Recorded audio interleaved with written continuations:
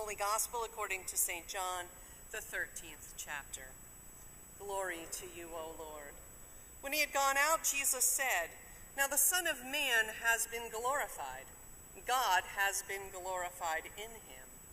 If God has been glorified in him, God will also glorify him in himself and will glorify him at once. Little children, I am with you only a little longer. You will look for me, and as I said to the Jews, so now I say to you, where I am going, you cannot come. I give you a new commandment, that you love one another. Just as I have loved you, you also should love one another. By this everyone will know that you are my disciples, if you have love one for another." This is the gospel of the Lord. Praise to you, O Christ. Please be seated.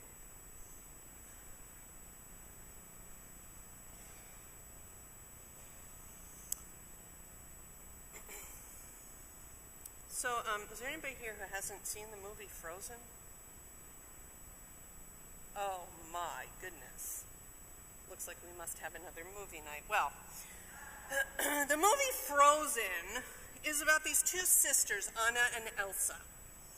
Elsa is the elder sister. I'll keep it short. She has the power to freeze things. Everything she touches possibly turns to ice, especially if she's angry or if she's upset about something. She can create a snowstorm with the wave of her hand, and as she grows up, it becomes increasingly difficult for her to keep her powers reined in, to keep it under control, and so she retreats more and more and more from life. Conceal, don't feel, is her theme. Anna, on the other hand, is the sweet younger sister who spends a good deal of the movie lamenting that her sister will no longer come outside and play, will no longer come out to build a snowman. And when at Elsa's coronation, she can no longer, because of course they're princesses, right? It's Disney after all. And when she can no longer hide her power, she runs off, leaving a path of treacherous ice and freezing peasants behind her as she runs off to just let it go. I'd sing, but I can't. Anna runs after her sister, and on the way she meets Olaf. And Olaf is this adorable little snowman who becomes her devoted friend, and he would do anything for her. As the movie progresses and she becomes in danger of freezing to death, he is willing to build a fire for her. He is willing to sit in that warm room with her, giving his life because, as he says, some people are worth melting for. Aww.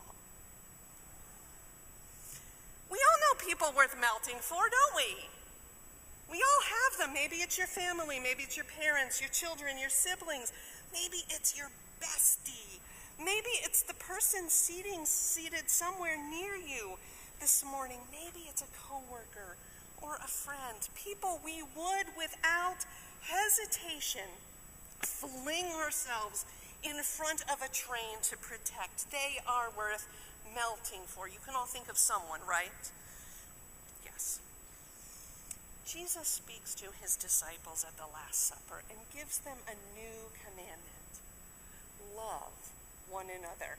Which actually sounds remarkably like the old commandment to me, but anyhow. He's speaking to the inside crowd about how they should treat one another with sacrificial love. But what does that look like? What does that mean for us? To love one another. Well, Olaf would believe that love is for those who are worth melting for those who have grabbed our hearts and for whom we have great emotional feeling. Hollywood would have us believe that love is a fleeting thing, a romantic interlude, a glance across the table, an evening spent together, a parting in the morning. Psychologists would have us believe that to love one another is to find self-fulfillment and gratification, to have one's needs met in a relationship, and when it becomes difficult or unfulfilling, poof, it has ended. In marriage, love is a commitment. Till death do us part. Through thick and thicker, a pair commits to sticking together through whatever joys, sorrows, adventures, perils that life throws at them. This summer, Matt's parents will have been married for 60 years. That is a blessing. And they have been for us an example, sometimes of the best of married life and sometimes not so much. But regardless, they've spent a lifetime melting for one another. But Jesus wasn't speaking to a married couple. Jesus wasn't concerned about self-fulfillment or romance or warm, fuzzy feelings. Jesus was speaking to a bunch of men who came from all walks of life: fishermen, tax collectors, daydreamers, thieves. And Jesus said to them, love one another. To a diverse group of people he was speaking, people like us, engineers and fast food workers and students and retirees and people who are gay and people who are straight and people who are Republican and people who are Democrats. Jesus says to us, love one another. What does Jesus expect from us? Well, to love one another like Jesus loved those disciples.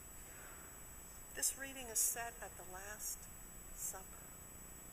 Peter has promised to follow Jesus even if he has to die doing it, he says. But Jesus knows that Peter will deny him not once, not twice, but 3 times. I never met that man.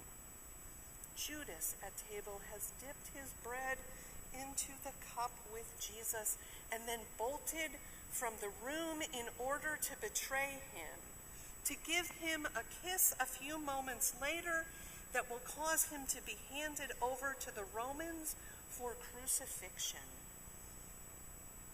But Jesus washes the feet of Peter, knowing. Jesus washes the feet of Judas, knowing.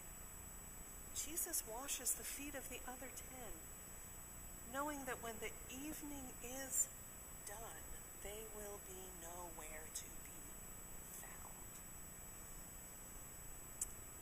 But these are the men that after his resurrection, Jesus will appear. These are the men who will carry his message into the world. These are the men who will be found together, holding up one another, praying together, fellowshipping together, studying together. It is these men who will be the first Christian community, and these men who will inspire and encourage future generations to become the church. This group of men, deniers, betrayers, abandoners. We're not so different from these men in our failings. You know, we grouse and grump. We spew and spat at each other sometimes. Sometimes we won't go to an event because we don't like the people who are going to be there. Sometimes we get fussy because somebody uses our building. Sometimes we get fussy because of the teenagers who don't come to church. And sometimes we get fussy because of the teenagers who do come to church. And sometimes we get annoyed with the babies who cry. And sometimes we get annoyed because people don't bring their babies. We're the deniers, the betrayers, the abandoners. Yet we are Christ's church. And as such, we are called to emulate the love that Jesus has for us.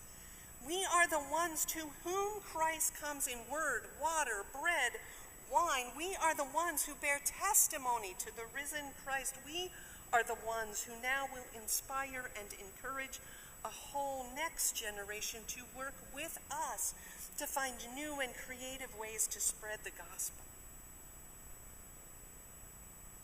You know, you people are the ones for whom, most days anyhow, I would melt.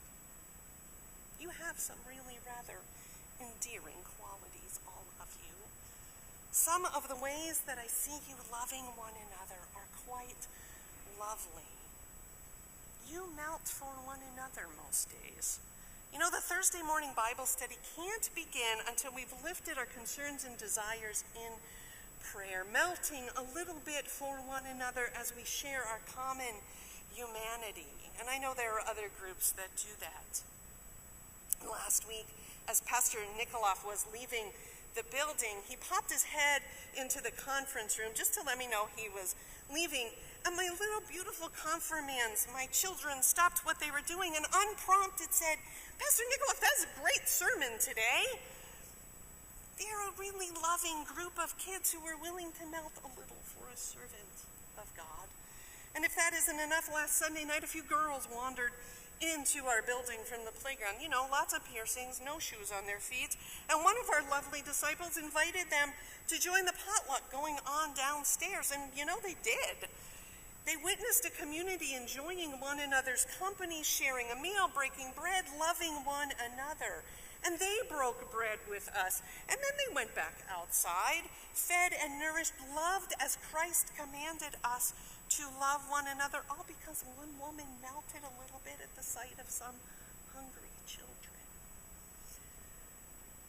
Yesterday, a child of God was commended to God's care, not a member of this congregation, but his family asked to have the funeral here because once they had been at a funeral and they found an invitation, a love so comforting that they came back when they needed it the most. Because in the most vulnerable of human moments, you offered your best. You provided a meal, and you helped with worship, and you set the altar, and you arranged the flowers, and you made sure there was water, and that tissue boxes were set out. You were a community finding people worth melting for. It's easy for all of us, I think, to be Olafs, to find people worth melting for who are sweet and deserving, to whom we can't possibly say no. These things are good, they're wonderful, but in the movie, it isn't Olaf who's the hero. It is Anna. For remember, Elsa has run off, and she's abandoned her subjects, and she's abandoned her duties, and she's left everyone to just freeze and starve in a kingdom now made of ice. She's built a literal ice palace for herself, an isolated, lonely place guarded by an ice monster, and she's wreaking havoc with no regard for anyone else. She has become the villain who needs to be stopped, to be defeated in classic Disney style. And even in a moment of rage and with no remorse, she has sent ice shards into her sister's heart, leaving her to freeze to death slowly and painfully. But Anna, in an act of true love, with her dying breath, gives her own body to save the one who is lost, who is reviled, who is despised.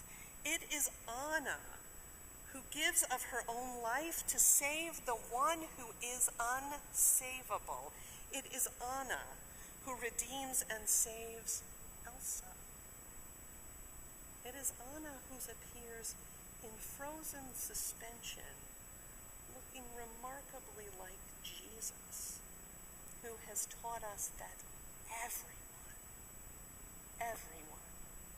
is worth dying